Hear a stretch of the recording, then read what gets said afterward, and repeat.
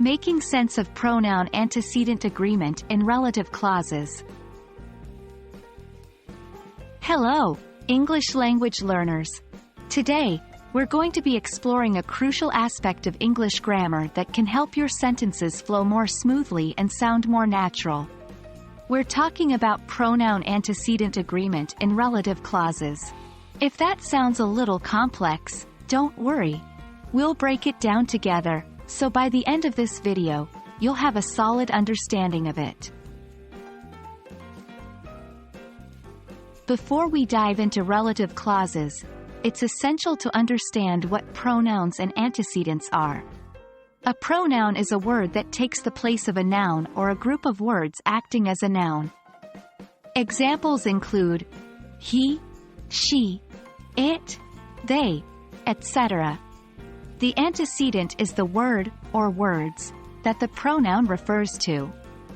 For instance, in the sentence, John is happy because he passed his exam, John is the antecedent and he is the pronoun that refers to John. The rule is that a pronoun must agree in number and gender with its antecedent. A relative clause is a type of dependent clause that modifies a noun or a noun phrase. It is introduced by a relative pronoun like who, which, that, whom, and whose. For example, in the sentence, the dog, which is brown, is playing in the yard. Which is brown is the relative clause modifying the dog. Here's where the magic happens: agreement with antecedents in relative clauses.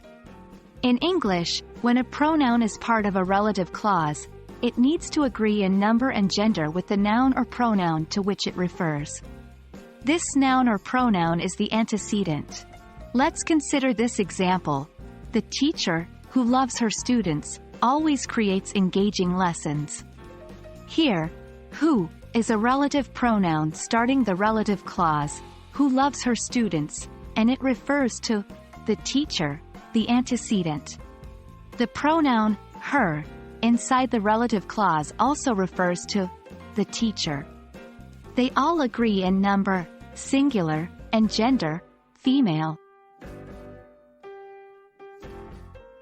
Let's discuss a few more examples and point out common mistakes. Consider the sentence, the books, which are on the table, are mine.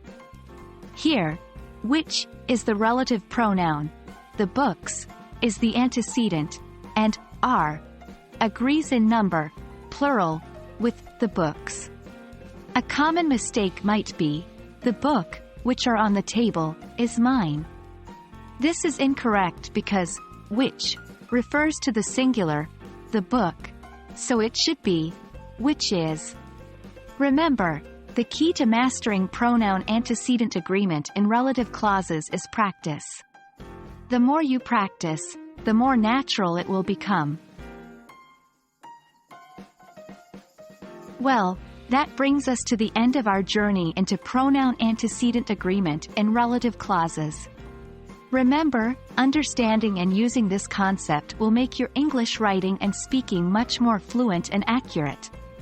So keep practicing, stay curious, and never hesitate to revisit and review. Happy learning, and see you in our next video.